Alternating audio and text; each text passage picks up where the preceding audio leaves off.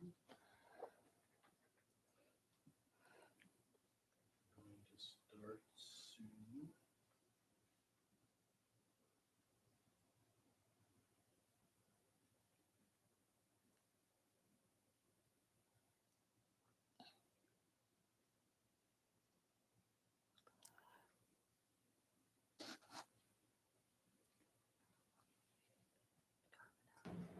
Good evening, great souls. Welcome. We're going to start in a few moments.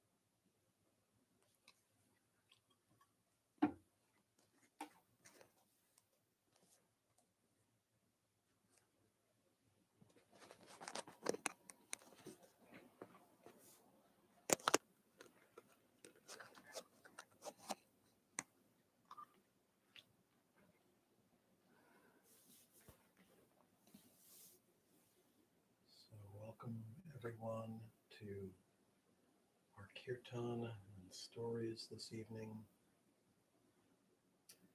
We'd like to begin this evening with a prayer together, and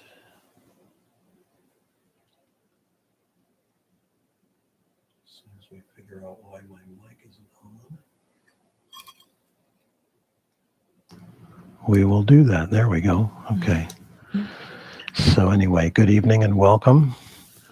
Let's begin this evening with a prayer together. Please pray with me either out loud or in your heart. Divine Mother, Heavenly Father, beloved friend God, great masters, Jesus Christ, Babaji Krishna, Lahiri Mahashaya, Swami Sri Yukteswarji, beloved Guru, Paramhansa Yoganandaji, saints and sages of all religions, lovingly we bow at thy feet. We invoke your presence as we sing your name. Permeate our hearts. Flow through our voices. We are thy musicians in the orchestra of life.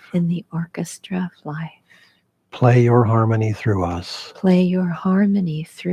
of peace and blessing in this world. Om. Peace. Amen. This evening, as we've done numerous times in the recent months, we will chant together. We'll have a few stories and a short meditation later on, and some more chanting.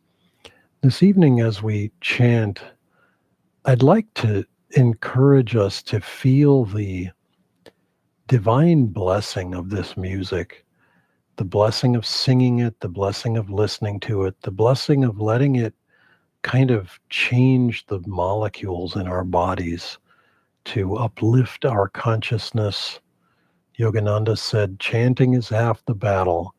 And part of that battle is won by just getting the molecules all to line up straight, sort of like getting an unruly army all standing at attention, all pointed in the same direction, all coordinated. And so feel that coordinating energy. Back in the day, when I used to have hair, I had a lot of hair. At one time, it came to the middle of my back. It touched my heart chakra when it was wet, that is, not when it was dry. When it was dry, it went in all directions, and every which way but loose might be one way to describe it. getting a comb through that hair was a substantial challenge. I'd never had dreadlocks. It never got to that point. Left to its own devices, dreadlocks would have happened, but I was a little more fastidious than that. But think of this kirtan, think of the chanting energy that we do as running a comb through our consciousness, just organizing it, smoothing it, getting it straightened and kind of flowing, and pulling it all together would be another way to put it. So we'll sing. There'll be little pauses between the chants. Those are intentional. Just let the energy go deeper and deeper within your consciousness during those little pauses, and feel the blessing. Feel the blessing changing you, and feel the blessing flowing through you to touch other people, and just to bring more harmony and peace into this world. This is a time in the consciousness of the planet that where we just really, really need more peace. And I mean, any time is a good time for peace, let's be clear, but rather more so than less so right now. So let's feel that we are instruments for that peace coming into the world. So we'll begin with what's on the top of your page there. Om Namah Shivaya. Om Namah Shivaya. So this is, I bow to the Lord Shiva. Shiva is the destroyer of delusion. Another way to say that is he's the destroyer of illusion. And so feel that we are awakening in the light of God and God's blessings. You'll see me look over sometimes. I have an iPad here that's got the volume controls, and we're making a serious college try to get the sound right in these kirtans. It's challenging. There's, we're up against some digital technological limitations with streaming on YouTube, but hopefully this is a pluckier effort and we can make it sound good for you. Write in the comments what you think of the sound. The words are simply Om Namah Shivaya. I bow to the Lord Shiva.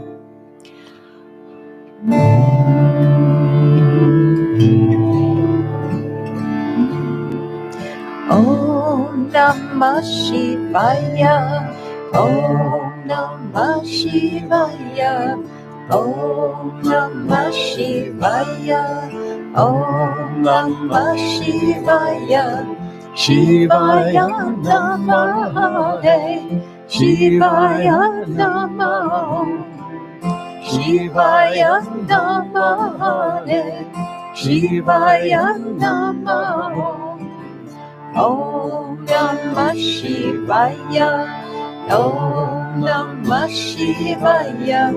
Om Namah Shivaya. Om Namah Shivaya. Shivaya Namah. Shivaya Namah. Shivaya Namah. Shivaya Namah. Om Namah Shivaya. Om Namah Shivaya. Om Namah Shivaya. Om Namah Shivaya. Shivaya Namah. Shivaya Namah. Shivaya Namah. Shivaya Namah. Om Namah Shivaya. Om Namah Shivaya. Om Namah Shivaya. Om Namah Shivaya. Shivaya Namah. Shivaya Namah. Shivaya Namah. Shivaya Namah. Om Namah Shivaya. Om Namah Shivaya. Om Namah Shivaya. Om Namah Shivaya. Shivaya Namah Hare. Shivaya Namah. Shivaya Namah Hare. Shivaya Namah. Om Namah Shivaya. Om Namah Shivaya.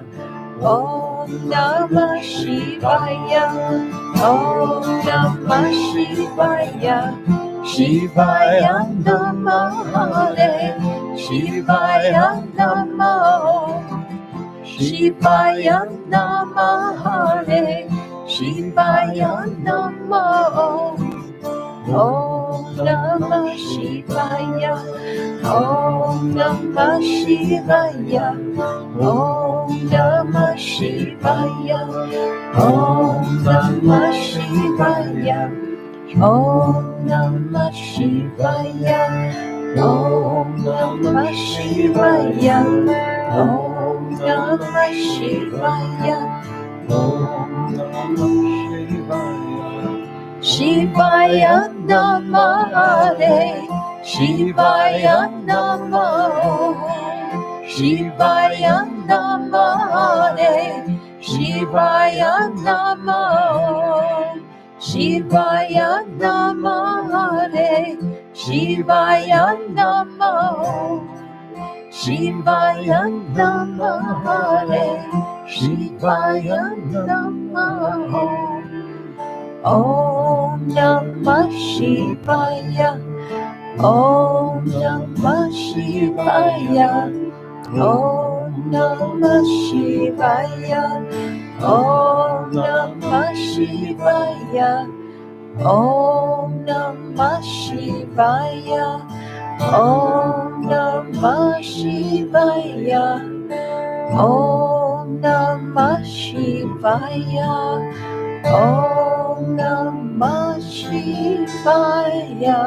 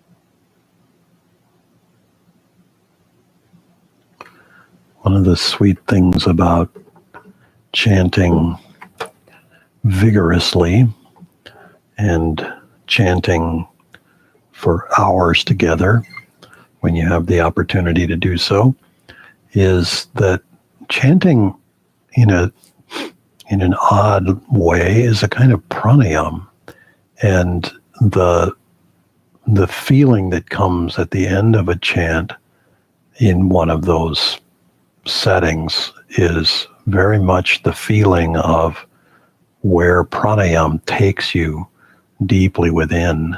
And so let's enjoy that this evening. So how about if we do Hare Krishna?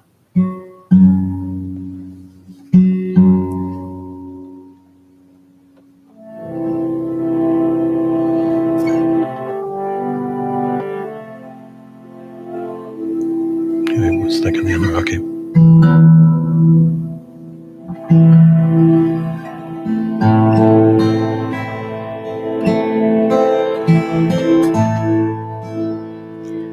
Hare Krishna, Hare Krishna, Krishna Krishna, Hare Hare, Hare Rama, Hare Rama, Rama Rama, Hare Hare, Hare Krishna, Hare Krishna, Krishna Krishna, Hare Hare, Hare Rama, Hare Rama, Rama Rama, Hare Hare, Hare Krishna, Hare Krishna, Krishna Krishna, Hare Hare, Hare Rama, Hare Rama, Rama Rama, Hare Hare, Hare Krishna, Hare Krishna, Krishna Krishna, Hare Hare, Hare Rama, Hare Rama, Rama Rama, Hare Hare, Hare Krishna, Hare Krishna, Krishna Krishna, Hare Hare, Hare Rama, Hare Rama, Rama Rama, Hare Hare, Hare Krishna, Hare Krishna, Krishna Krishna, Hare Hare, Hare Rama, Hare Rama, Rama Rama, Hare Hare, Hare Krishna, Hare Krishna, Krishna Krishna, Hare Hare,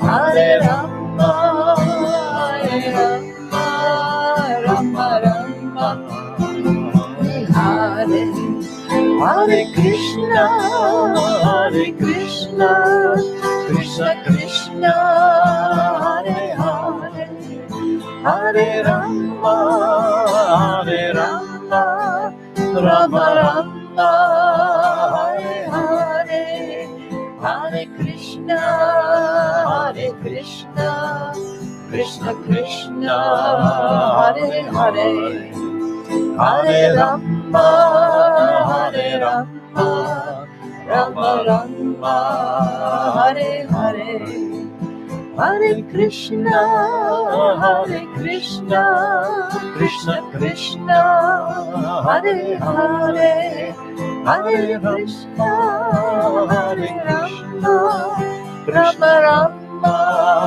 Hare Hare, Hare Krishna, Hare Krishna, Krishna Krishna, Hare Hare, Hare Rama, Hare Rama, Rama Rama, Hare Hare, Hare Krishna, Hare Krishna, Krishna Krishna, Hare Hare, Hare Rama, Hare Rama, Rama Rama, Hare Hare, Hare Krishna, Hare Krishna, Krishna Krishna, Hare Hare, Hare Rama, Hare Rama, Rama Rama, Hare Hare, Hare Krishna, Hare Krishna, Krishna Krishna, Hare Hare, Hare Rama, Hare Rama, Rama Rama, Hare Hare, Hare Krishna, Hare Krishna, Krishna Krishna, Hare Hare, Hare Rama, Hare Rama, Rama Rama, Hare Hare, Hare Krishna, Hare Krishna, Krishna Krishna, Hare Hare, Hare Rama, Hare Rama, Rama Rama, Hare Hare, Hare Krishna, Hare Krishna, Krishna Krishna, Hare Hare, Hare Rama, Hare Rama, Rama Rama, Hare Hare, Hare Krishna, Krishna Krishna, Hare Hare, Hare Rama, Rama Rama, Hare Hare, Hare Krishna, Krishna Krishna, Hare Hare, Hare Rama, Rama Rama, Hare Hare, Hare Krishna, Krishna Krishna, Hare Hare, Hare Rama, Rama Rama, Hare Hare, Hare Krishna, Krishna Krishna, Hare Hare, Hare Rama, Rama Rama, Hare Hare, Hare Krishna, Krishna Krishna, Hare Hare, Hare Rama, Rama Rama, Hare Hare, Hare Krishna, Krishna Krishna, Hare Hare, Hare Krishna, Krishna Krishna, Hare Hare.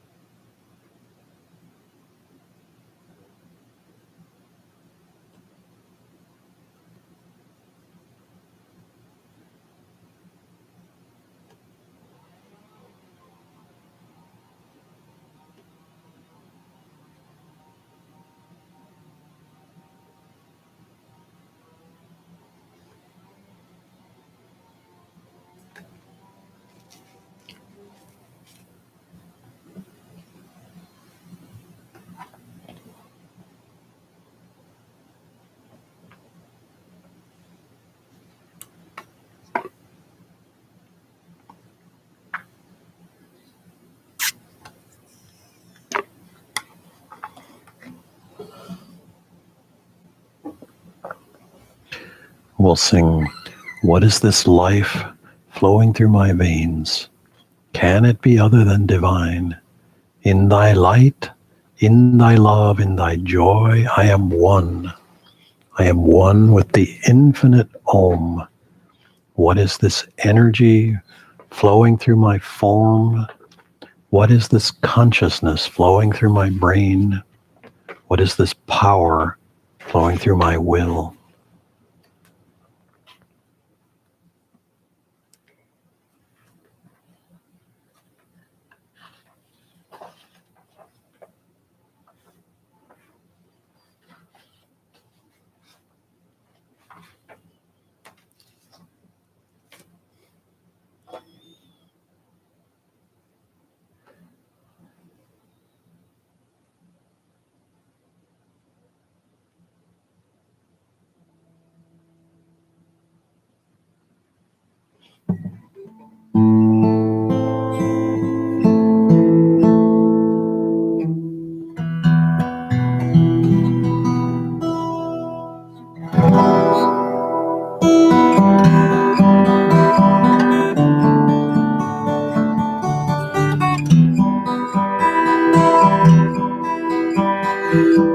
What is this life flowing through my veins? Can it be other than divine? What is this life flowing through my veins? Can it be other than divine?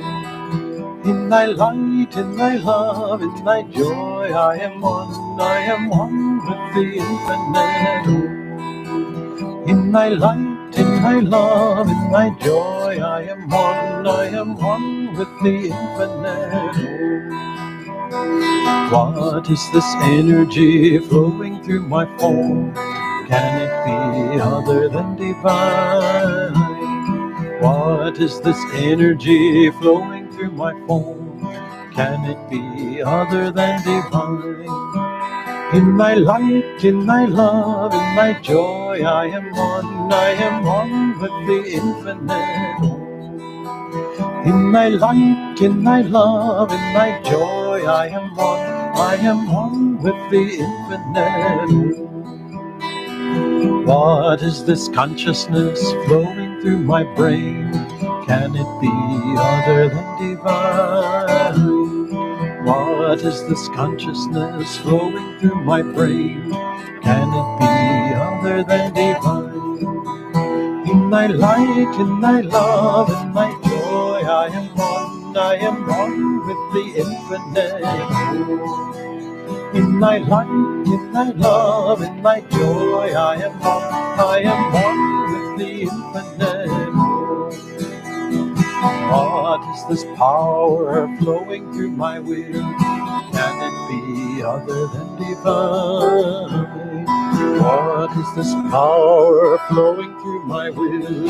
Can it be other than divine? In thy light, in thy love, in thy joy, I am one with the infinite. In thy light, in thy love, in thy joy, I am one with the infinite. What is this life flowing through my veins? Can it be other than divine? What is this life flowing through my veins? Can it be other than divine? In thy light, in thy love, in thy joy, I am one with the infinite.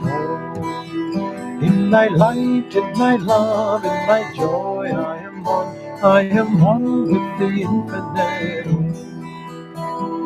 What is this energy flowing through my form? Can it be other than divine? What is this energy flowing through my form? Can it be other than divine? In thy light, in thy love, in thy joy, I am one with the infinite. In thy light, in thy love, in thy joy, I am one with the infinite. What is this consciousness flowing through my brain? Can it be other than divine? What is this consciousness flowing through my brain? Can it be other than divine? In thy light, in thy love, in thy joy, I am one with the infinite.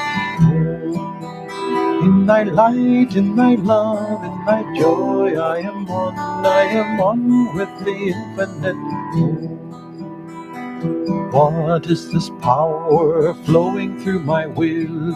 Can it be other than divine? What is this power flowing through my will? Can it be other than divine? In thy light, in thy love, in thy joy, I am one with the infinite. In thy light, in thy love, in thy joy, I am one with the infinite. What is this life flowing through my veins? Can it be other than divine? What is this life flowing through my veins? Can it be other than divine? In thy light, in thy love, in thy joy, I am one with the infinite.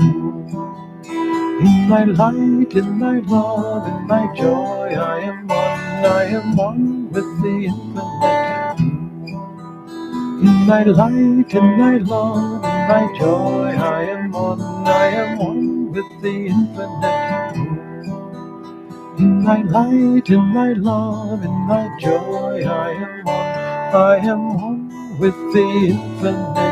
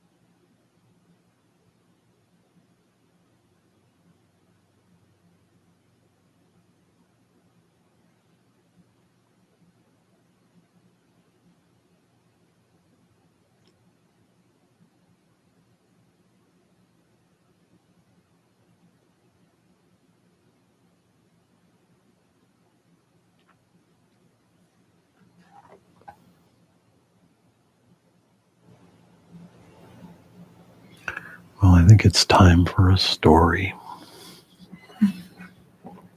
So Nirmala's going to share a story with us. I'm going to change the camera here for a second.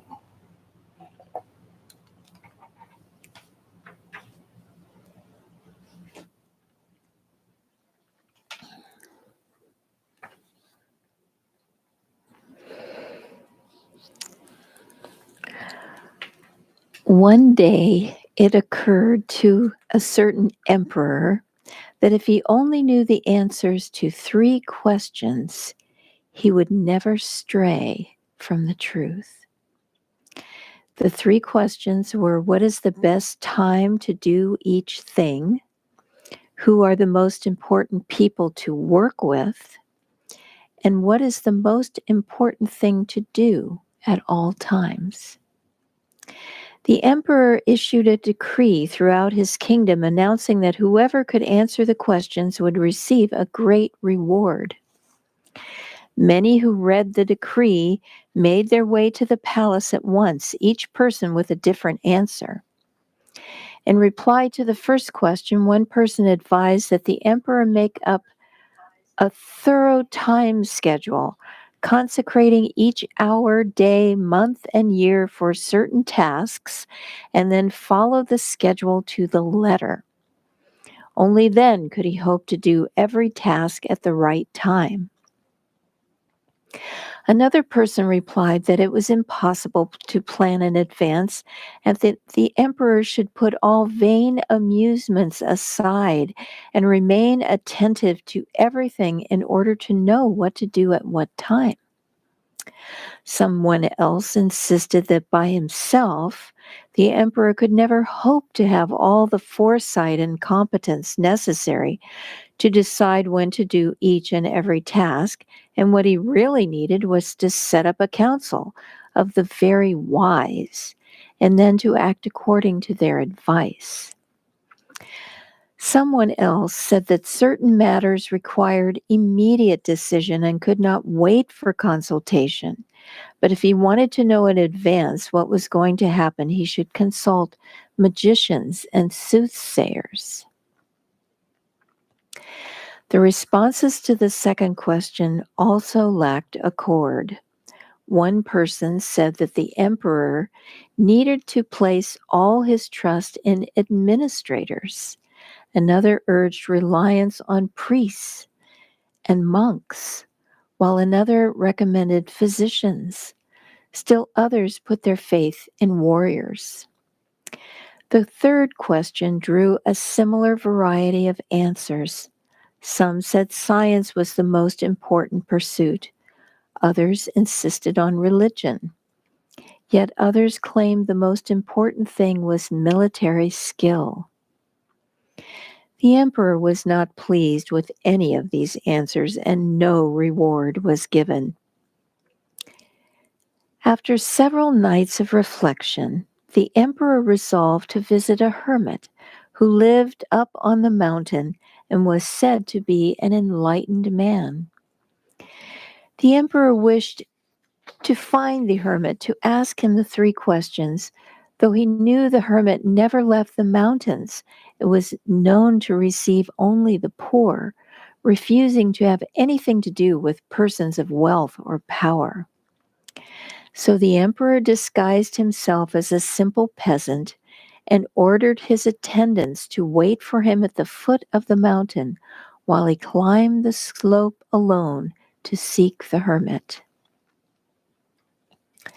Reaching the holy man's dwelling place, the emperor found the hermit digging a garden in front of his hut. When the hermit saw the stranger, he nodded his head in greeting, but continued to dig. The labor was obviously hard on him. He was an old man, and each time he thrust his spade into the ground to turn the earth, he heaved heavily. The emperor approached him and said, "I have come to here to ask you three questions. When is the best time to do each thing? Who are the most important people to work with? And what is the most important thing to do at all times?" The hermit listened attentively, but only patted the emperor on the shoulder and continued digging. The emperor said, "You must be tired. Here, let me give you a hand with that." The hermit thanked him, handed the emperor the spade, and then sat down on the ground to rest. After he had dug 2 rows, the emperor stopped and turned to the hermit and repeated his three questions. The hermit still did not answer, but instead stood up and pointed to the spade and said, "Why don't you rest now? I can take over again." But the emperor continued to dig. 1 hour passed, then 2. Finally, the sun began to set behind the mountain. The emperor put down the spade and said to the hermit, "I came here to ask you if you could answer my three questions, but if you can't give me any answer, please let me know so that I can be on my way." The hermit lifted his head and asked the emperor, "Do you hear someone running over there?" The emperor turned his head. They both saw a man with a long white beard emerging from the woods. He ran wildly, pressing his hands against a bloody wound in his stomach. The man ran toward the emperor before falling unconscious to the ground, where he lay groaning. Opening the man's clothing, the emperor and the hermit saw that the man had received a deep wound. The emperor cleaned the wound thoroughly and then used his own shirt to bandage it. The blood kept soaking through, so he rinsed the shirt out and bandaged the wound a second time and continued to do so until the flow of blood had stopped. At last, the wounded man regained consciousness and asked for a drink of water. The emperor ran down to the stream and brought back a jug of fresh water. Meanwhile, the sun had disappeared and the night air had begun to turn cold. The hermit gave the emperor a hand in carrying the man into the hut, where they laid him down on the hermit's bed. The man closed his eyes and lay quietly. The emperor was worn out from a long day of climbing the mountain and digging the garden. Leaning against the doorway, he fell asleep. When he rose, the sun had already risen over the mountain. For a moment he forgot where he was and what he had come here for. He looked over to the bed and saw the wounded man also looking around him in confusion. When the man saw the emperor, he stared at him intently and then said in a faint whisper, "Please forgive me." "But what have you done that I should forgive you?" the emperor asked. "You do not know me, your majesty, but I know you. I was your sworn enemy, and I had vowed to take vengeance on you, for during the last war you killed my brother and seized my property. When I learned that you were coming alone to the mountain to meet the hermit, I resolved to surprise you on your way back and kill you. But after waiting a long time, there was still no sign of you, so I left my ambush in order to seek you out. But instead of finding you, I found your attendants, who recognized me and gave me this wound. Luckily, I escaped and ran here. If I hadn't met you, I would surely be dead by now. I had intended to kill you, but instead you saved my life. I am ashamed of what I did and grateful beyond words. If I live, I vow to be your servant for the rest of my life, and I will bid my children and grandchildren to do the same. Please grant me your forgiveness." The emperor was overjoyed to see that he was so easily reconciled with a former enemy.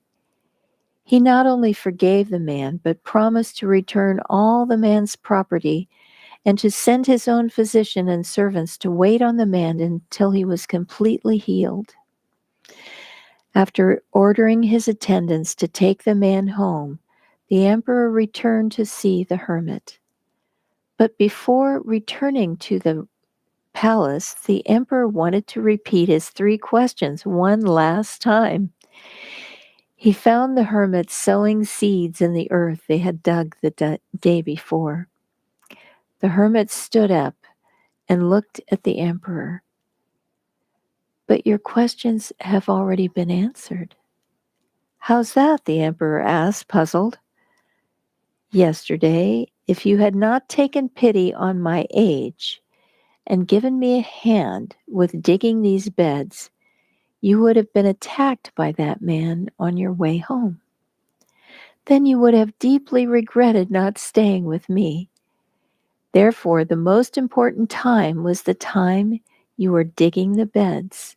The most important person was myself, and the most important pursuit was to help me. Later, when the wounded man ran up here, the most important time was the time you spent dressing his wound. For if you had not cared for him, he would have died, and you would have lost the chance to be reconciled with him. Likewise, he was the most important person, and the most important pursuit was taking care of his wound.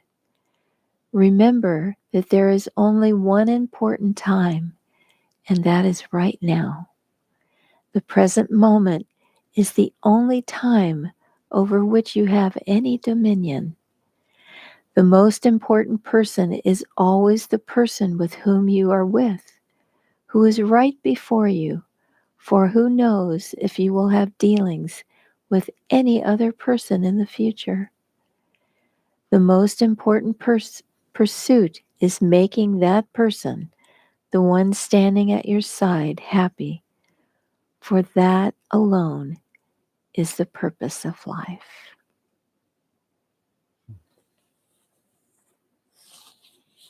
And that is a story by Leo Tolstoy.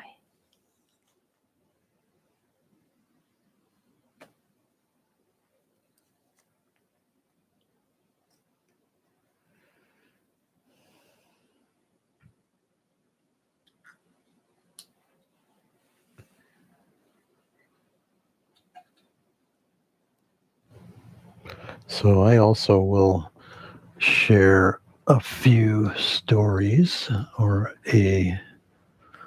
uh, a little smorgasbord of interesting little vignettes.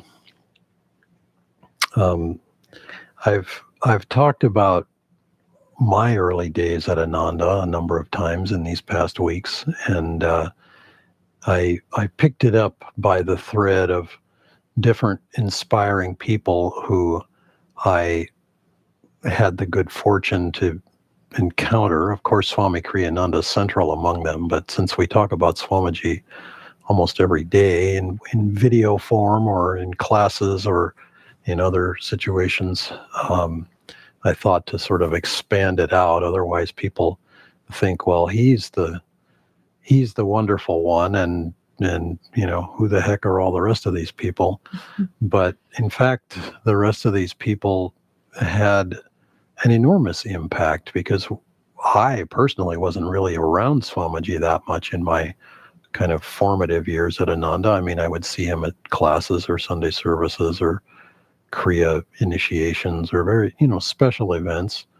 But my sort of human interaction with him was limited. I could read things he had written. I could kind of stay in touch in other ways, but it was really the the others around that I had the blessing to tune into more on a day-to-day basis.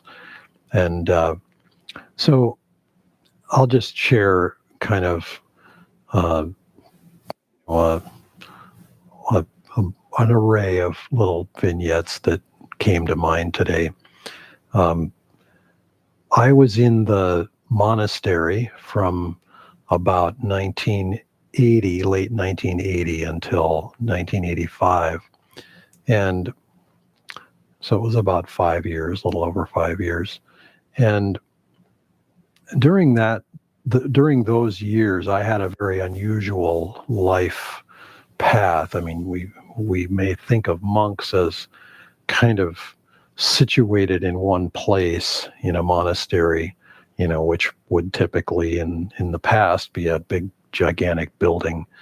And we didn't have such a building. Our temple was looked like a beach ball and kind of acted like a beach ball in many ways. It was a colorful swimming pool liner had been a vinyl swimming pool liner had been draped over a geodesic dome that was, I want to say, 20 feet in diameter, maybe 25, something like that. We could probably fit 15 or 20 monks in there, and if we really jammed, we could get 25 or 30, but it wasn't very comfortable. Anyway, so I lived in Ayodhya, which was near near Crystal Hermitage, essentially now. That area is just in a kind of an open hillside with great big fir trees and conifers trees on it. But at the time, it was quite private because there was a lot of brush growing up, which has now been all cleaned out. But we had trailers and teepees and some more creative. There was an old dead school bus. There was a bread truck. I mean, we had all manner of interesting abodes there. Some small structures. Later, we had, after the demise of the Beach Ball Dome temple, we had a Quonset hut temple, which was just an army canvas, half half round, kind of a half cylinder on its side, up in the air. And so anyway, I was part of the monastery in those years. And I remember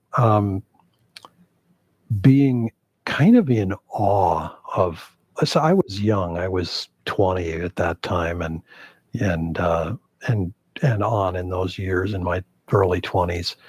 And the people that I was around were almost entirely older than me, and in many cases, significantly older, although, to me, significantly older meant 10 years or 15 years.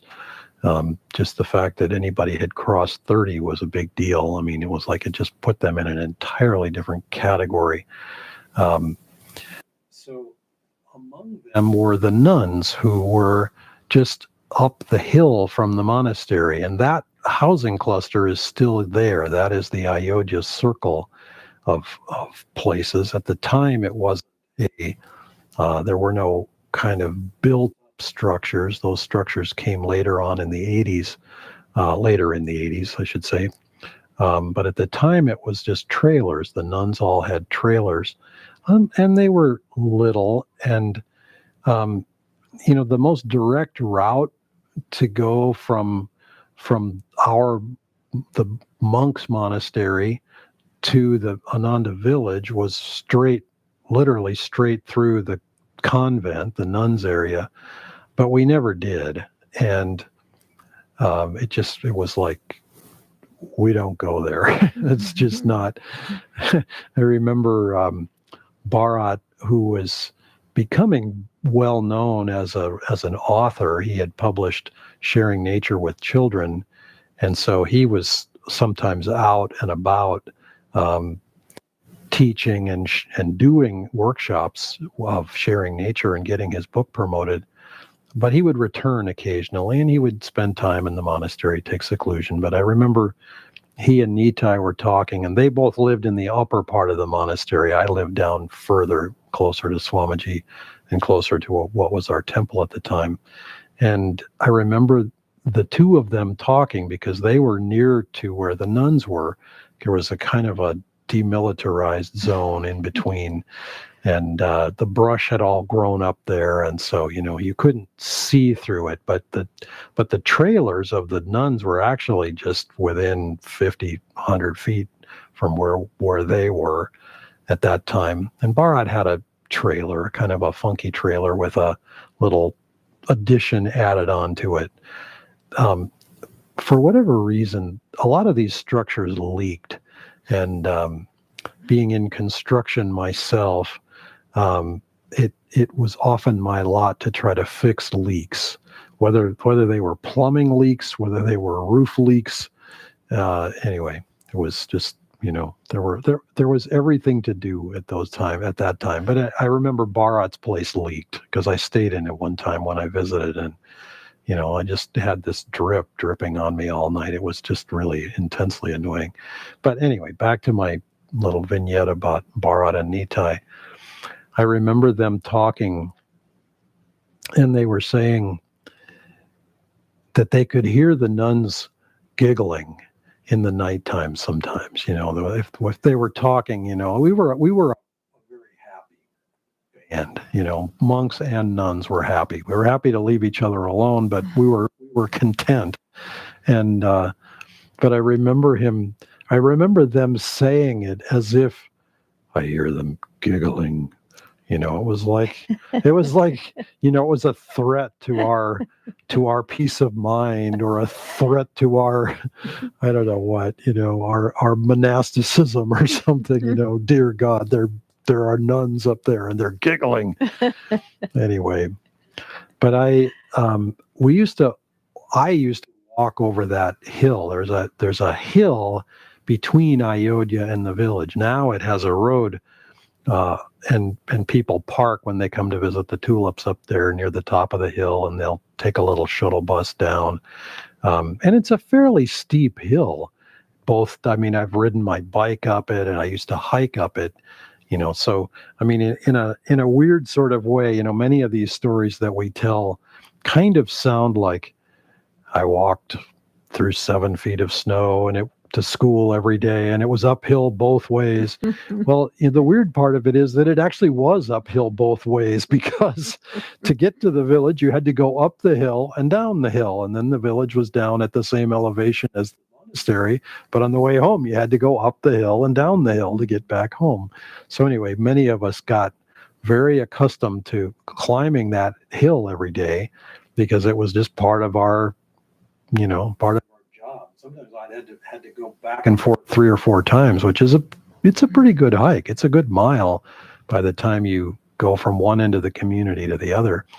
But anyway, one fine day, I was walking, and Asha was ahead of me. Now, Asha was one of these people that she was in a different category. She was older than I was, and way more experienced in life. She had been around Swamiji a lot. She had been his secretary. She was a teacher. She was becoming a teacher in those days. And so I sort of held her in awe. And she was a nun. And she was a nun. And she had her trailer up in the mix of nuns up there. And so I remember, I was a faster walker than she was, but I didn't really feel like I should just kind of go zooming by her. So what I was doing was kind of staying about 20 paces behind her. So we're walking up this hill. Now, visualize you're in the woods. It's beautiful. It's quiet. And meanwhile, there's this guy behind you walking 20 paces behind, and he won't come closer and he won't drop further and he won't come and pass you. And I just remember at one point, and I was very shy in addition to all this. So, that sort of played into it too. But God forbid that I approach her, it would be like, she's a nun and, she might bite or something. Anyway, at a certain point, she just stopped. She turned around and said, I feel like I'm being pursued by the hound of heaven. Why don't you just come up and walk with me up here? So I thought, okay. So I did, and we walked together. And it was just sweet. There was nothing earth-shattering about the conversation. She actually asked me at one point to come and fix the stovepipe in her trailer or something. I don't even know what. And again, I was very diffident about all that. I mean, she wanted me to do it. So, and if we were asked to do something in the convent, we were allowed to go in there and do it. I mean, it wasn't like, you had to have an armed escort or something. I mean, it was, we could go in there. We just weren't supposed to be wandering around, for no sensible reason. So anyway, she asked me to do this, and I said, okay. And I said, so how will I know which one is yours? How will I know how to find your trailer? Because, I mean, I'd never been in there. And she said, have you never been through there? And I said, no. And she looked at me like, good Lord.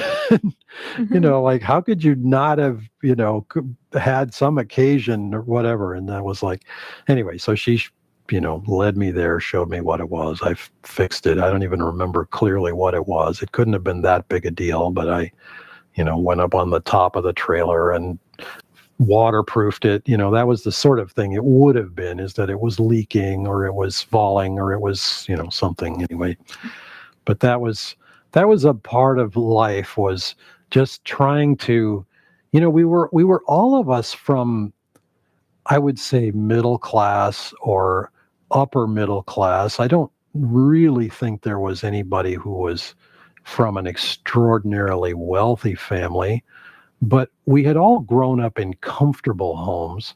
And here we were out there in the woods, dealing with trailers and digging trenches to put PVC pipes in so that instead of walking water, as Nirmala colorfully called it, we had running water, if only in a spigot right outside our trailer, so we could actually just sort of walk outside, fill the pot, bring it back inside, wash the dishes in the sink, cook the carrots in the pot, whatever it might have been. But if we really got it together, we would actually hook the water up to the trailer, such that we had running water in the trailer. Oh my Lord, that was almost hedonistically decadent, would be one way to describe it. But we just had fun. It was an adventure. It was crazy. It was wonderful. It was simple. And I don't, I tell these stories not in a nostalgic way, but just to emphasize to all of us that wherever we find ourselves in life, in whatever setting we find the simplicity in it. We've had these months now. It's coming up on 3 months. A week from now, it'll have been 3 solid months that we have basically been quarantined. Yes, we go to the church sometimes. We've started, encountering people, God forbid, oh my God, we're encountering people. We wear masks, we stand apart, we talk, God forbid, we don't hug each other, we don't touch each other. But 3 months in a way is a long time. We don't know. We don't see, we're not soothsayers. We don't sort of look to the future of, you know, we don't predict the future in the sense of, well, it'll be this or it'll be the other thing. But it's been an opportunity to emphasize the different aspects of life. And that's what the time in those years was. Just like Nirmala's story just now from Tolstoy about this emperor and the hermit, all we have is now. And all we have is the people that we're near. Or if there aren't any people near, then we have ourselves who's near. And we have Master who's near. And we have the masters. And we have the saints and sages. And we have the opportunity to have satsang with whatever level of consciousness. Do we want to aim for the saints and the masters and the angels and the spirits and divine mother and heavenly father, or do we want to sink down to the level of whatever, the level of just worldly materialistic consciousness? It's our choice, and let's find those opportunities to reach for the highest. And as I've mentioned before, I can go on and on and on with stories. I mean, they never end. And in a way, and I have told people I had a list of about 12 people. Asha was actually not on that list. I just happened to be thinking about her today and wanted to share that silly little story. And I could go on about her as well. But I can't limit that list to 12. That list could be 100. That list could be 200. There were so many people, and I didn't get to know all of them. The householders who lived on the other side of the hill, especially the ones with kids, we didn't necessarily interact with them all that much. They had their lives. Some of them were working in Nevada City. They were driving back and forth. Their lives were very busy with their families. I didn't get to know everybody, but in a sense, everyone touched me. We all connected with each other in the sense of we all felt like we were part of one team. We were part of one community consciousness we were trying to do something really in a sense that, as far as we could tell, had never been done before.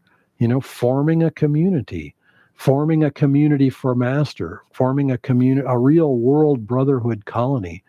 That's, there wasn't a big roadmap for that.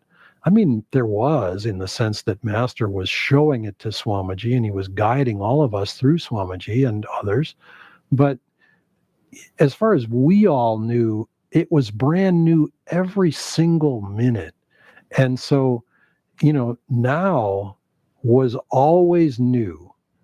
And it used to, I remember, I'll just finish with one final thought, and this is fast forwarding now far into the future when Nirmala and I worked with Swamiji, and we were publishing books, we were producing albums and videos and different products to get out into the world, into the marketplace. And every time Swamiji would create a new product, it's as if that product was the very first one that he had ever created, in a sense, because he never used the mold of any previous product or book as a template. And, we would feel like we had just we just learned something helpful and important about how to market this product, this book, whatever. And so we'd be sort of all set to, okay, so we're going to do that again now. We're going to use what we just learned, and we're going to go on and we're going to do that with this new thing.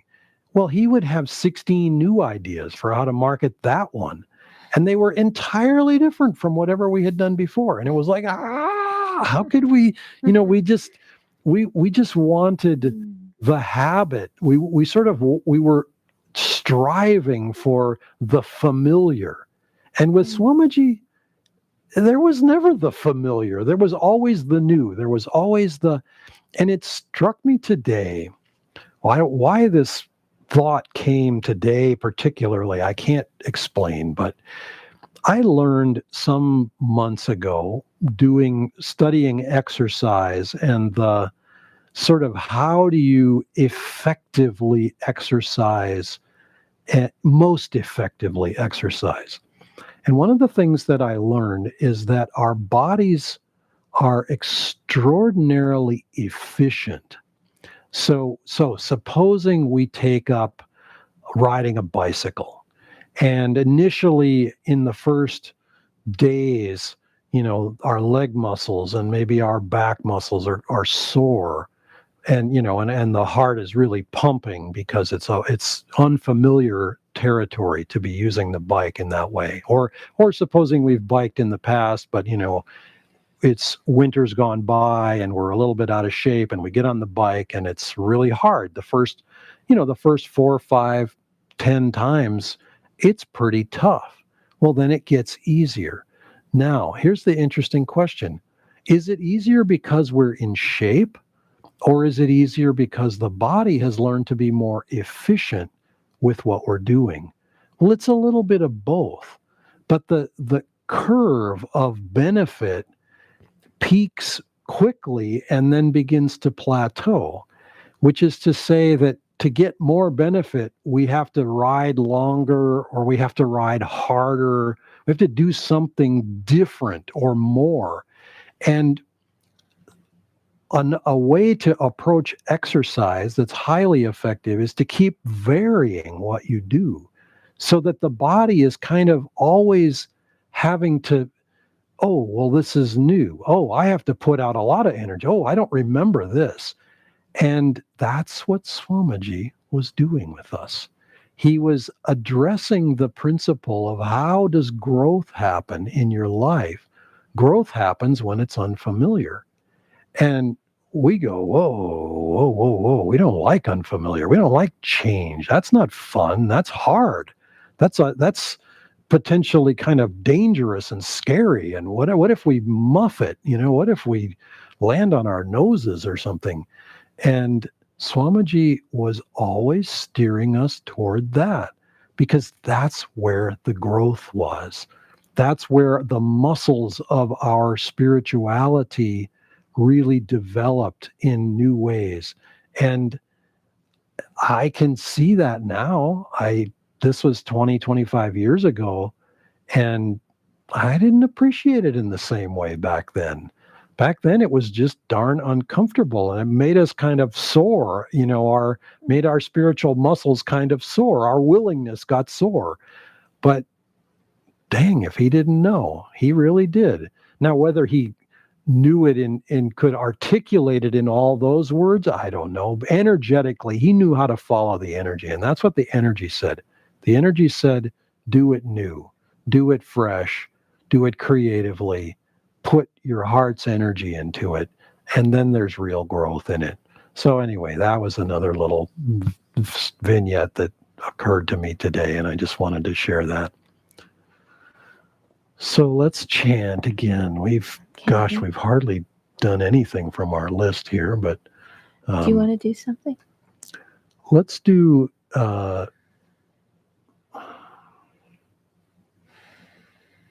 Sri Ram, and then I'll do something.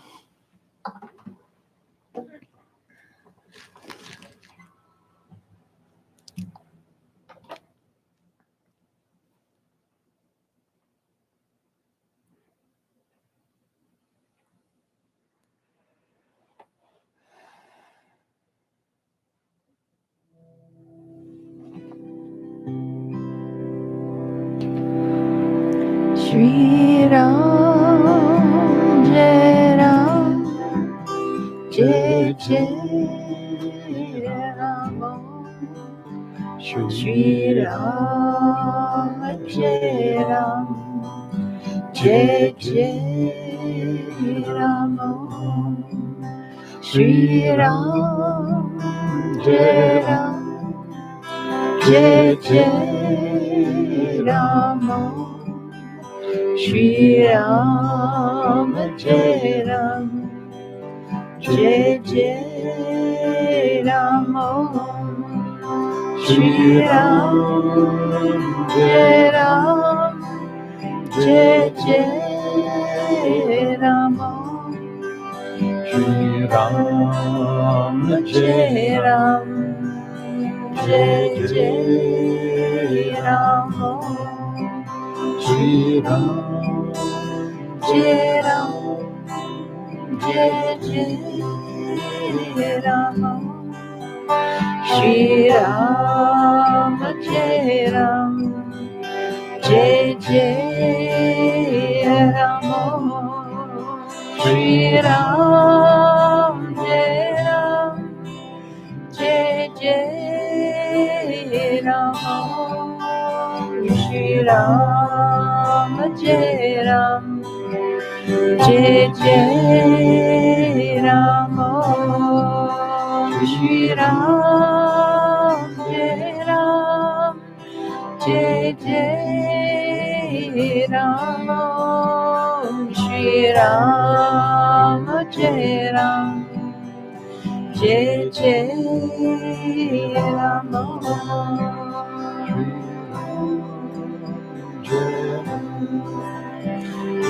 Jai Ram, Shri Ram, Jai Ram, Jai Jai Ram.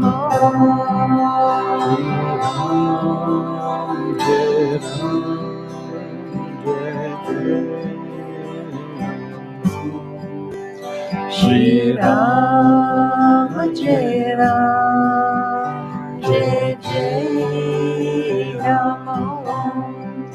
Shri Ram, Jai Ram, Jai Jai Ram. Shri Ram, Jai Ram, Jai Jai Ram. Shri Ram, Jai Ram, Jai Jai Ram. Shri Ram, Jai Ram, Jai Jai Ram. Shri Ram, Jai Ram, Jai Jai Ram. Shri Ram, Jai Ram, Jai Jai Ram. Shri Ram, Jai Ram, Jai Jai Ram. Shri Ram, Jai Ram, Jai Jai Ram. Shri Ram, Jai Ram, Jai Jai Ram. Shri Ram, Jai Ram, Jai Jai Ram. Shri Ram, Jai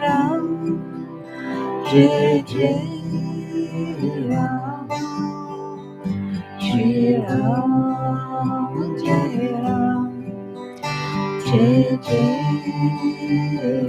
Ram.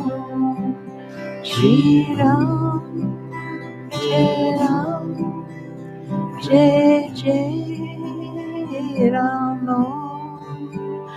Shri Ram, Jai Ram, Jai Jai Ram.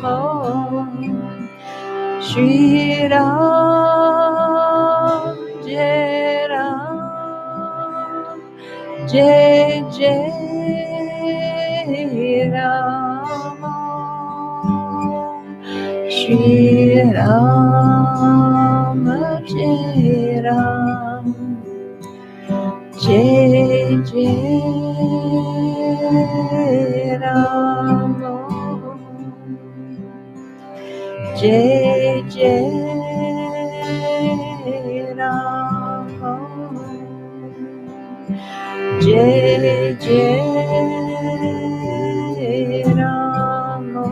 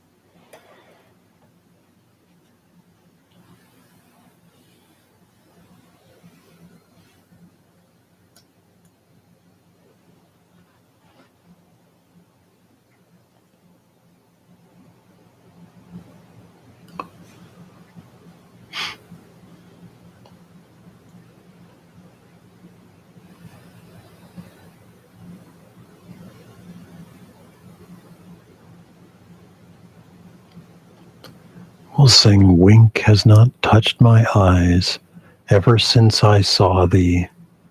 Without thee my breath does not want to flow. Wink has not touched my eyes ever since I saw thee. Thou didst say thou wouldst come, but thou hast not come. Restless is my soul day and night."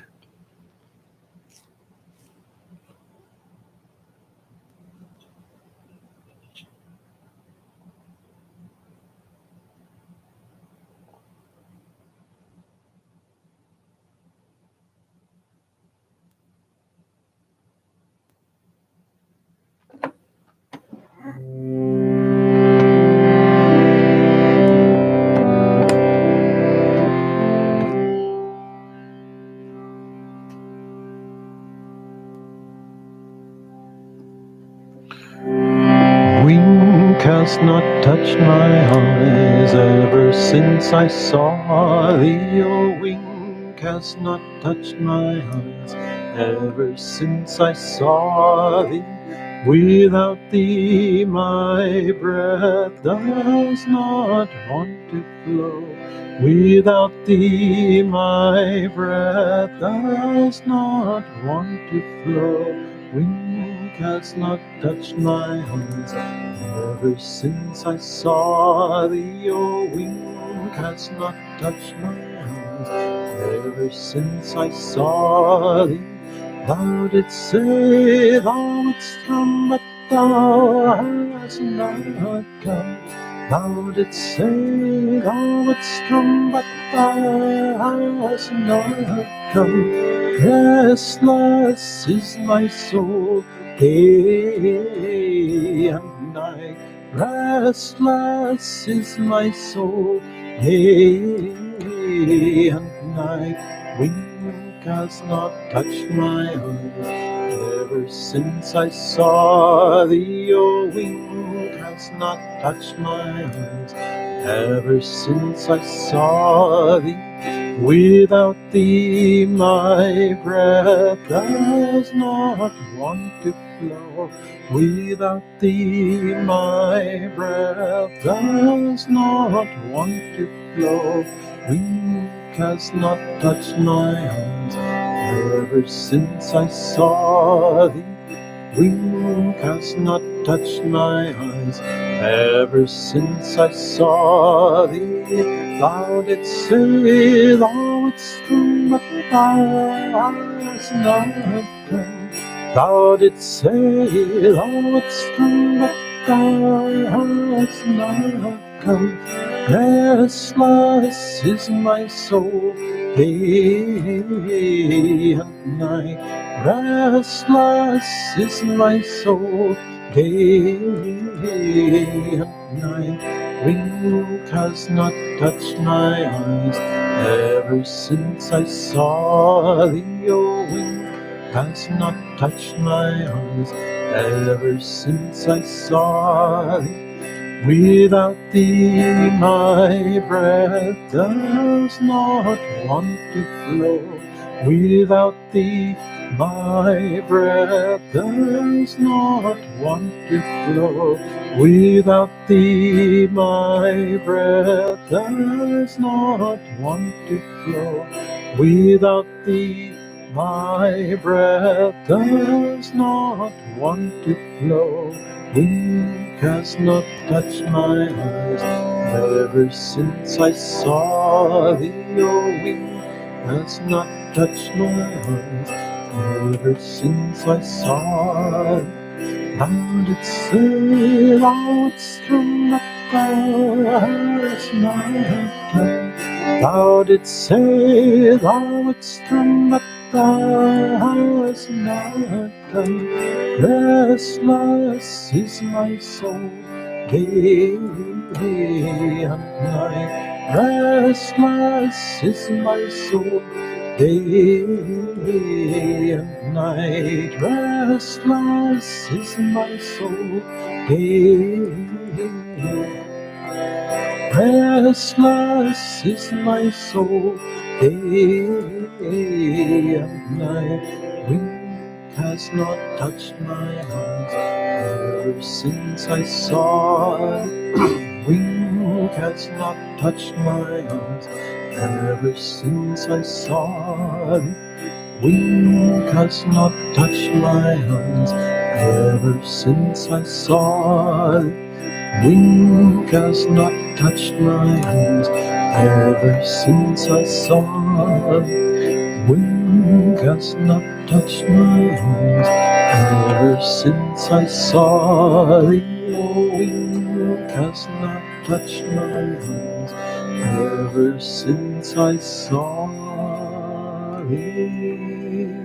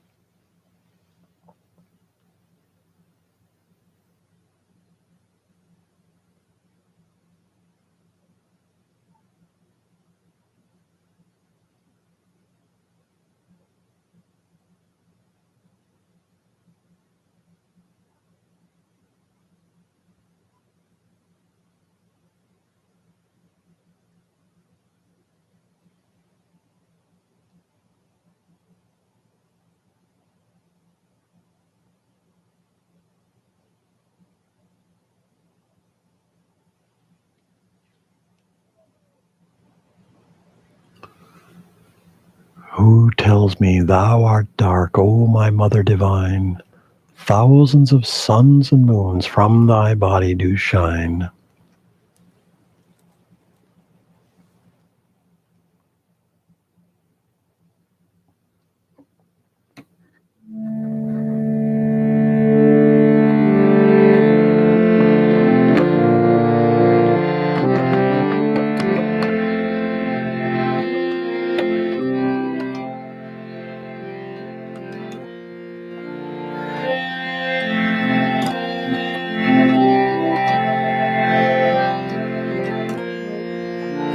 Who tells me thou art dark, O my mother divine? Who tells me thou art dark, O my mother divine? Thousands of suns and moons from thy body do shine. Thousands of suns and moons from thy body do shine.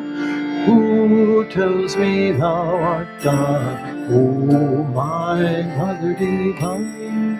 Who tells me thou art dark, O my mother divine? Thousands of suns and moons from thy body do shine.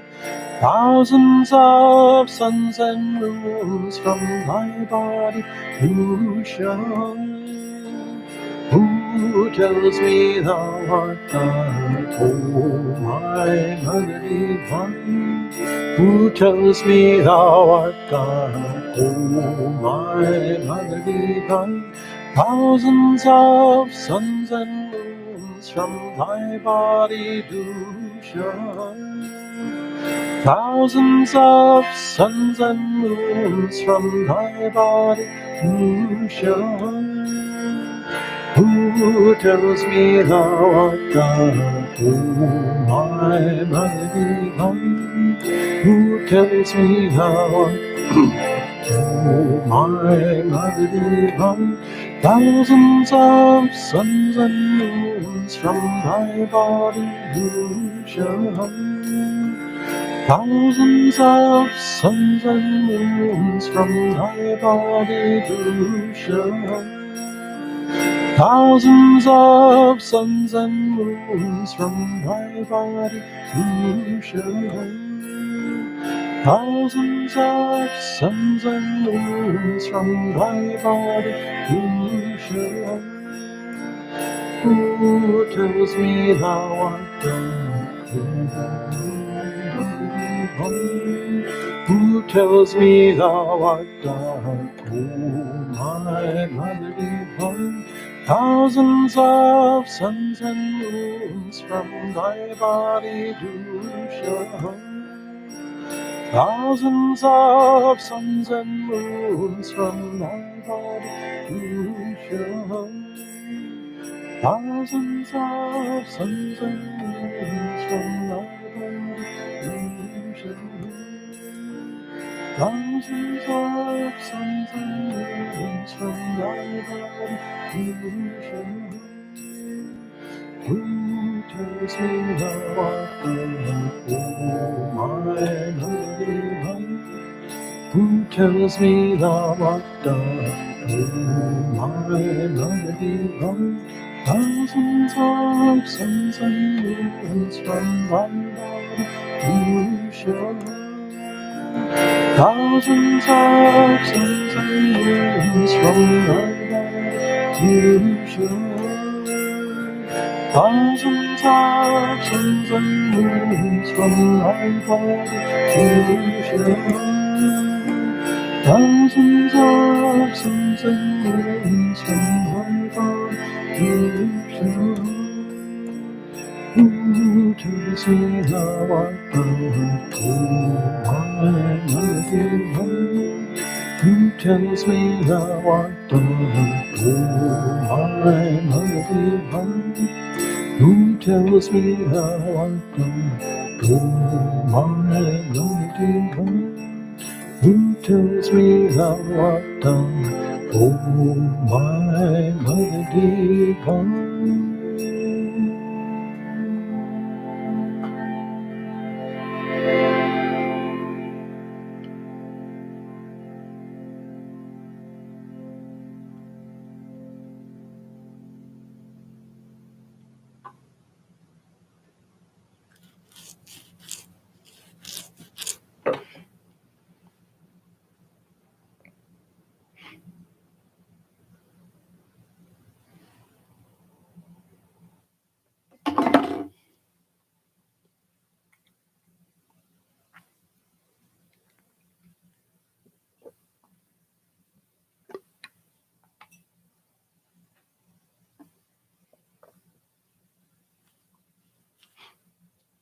We'll